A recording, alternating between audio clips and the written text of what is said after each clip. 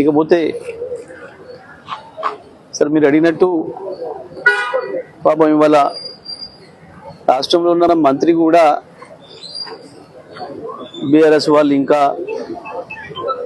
మా phone tap చేస్తున్నారు అని చెప్తే అంటే అంత పనికి మాలిన ప్రభుత్వం అని మీది, అంత దద్దమ్మ ప్రభుత్వం అని, ఈ మాత్రం పోలీసింగ్ లేని ప్రభుత్వం అని ఒప్పుకుంటున్నారు మంత్రులే స్వయంగా. మీ హోంమంత్రి ఒక చేతగాని వాడని మీరు ఒప్పుకుంటున్నారు. వాస్తవం మేము అదే చెప్తా ఉన్నాం. ఈ రాష్ట్రంలో పోలీసులకు స్వేచ్ఛ లేదు, స్వేచ్ఛగా పనిచేసే అవకాశం లేదు. క్రిమినల్స్ పట్ల నేరాల్ని అదుపు చేయడంలో, నేరస్తుల విషయంలో కఠినంగా ఉన్న విషయంలో ఎక్కడ కూడా పోలీసులకు అదుపు లేదు. కేవలం కాంగ్రెస్ పార్టీ కార్యకర్తల్లాగా పనిచేయించుకుంటుంది పోలీసుల్ని.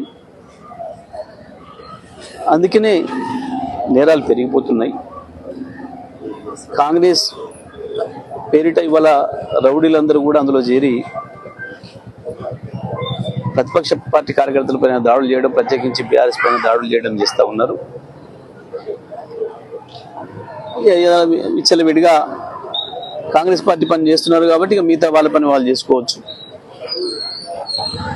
కాబట్టి పోలీసింగ్ లేకుండా పోయింది. ఇవాళ ఎవరైతే మంత్రి మాట్లాడిండో సరే, ఆయన మాట్లాడిన విషయంలో అది నిజం కాకపోయినప్పటికీ పోలీసింగ్ మాత్రం అంత దరిద్రంగా తయారైందనేది మాత్రం ఒప్పుకుంటున్నందుకు ఆ మంత్రికి ధన్యవాదాలు. ఈ హోంమంత్రి అంతా పనికిమాల వాడు ఉన్నాడని ఒప్పుకున్నందుకు కూడా ధన్యవాదాలు. అన్ని శాఖల్లో కూడా గంతే ఉంది, ఒక పోలీస్ శాఖే కాదు. మిగతా శాఖలు అసలు పని చేస్తలేవు, ప్రభుత్వం పని చేయిస్తలేదు. ఎందుకంటే అభివృద్ధి లేదు, సంక్షేమం లేదు, రెండూ లేవు. ఉన్నదల్లా అడిగిన వాళ్ళపైన కేసులు పెట్టి గొంతులు నొక్కడం, ఇట్లాంటి ఎన్నికలు వచ్చిన సందర్భంలో పోలీసులు వాడి దౌర్జన్యం చేయడం, గుండాయిజం చేయడం, రౌడీయిజం చేయడం.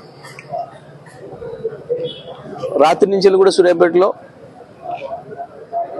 కాంగ్రెస్ రౌడీ ముక్కలు అడ్డగోలుగా మోటార్ సైకిల్ వేసుకొని తిరుగుతూ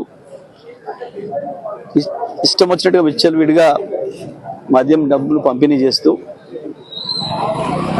వెళ్ళి అడిగిన మా కార్యకర్తలు, మహిళా కార్యకర్తలను కూడా చూడకుండా దురుసుగా ప్రవర్తిస్తుంటే అక్కడికి వచ్చిన స్థానిక పోలీసులు కనీసం వాళ్ళు అడ్డుకునే ప్రయత్నం చేసే స్థితిలో లేరు.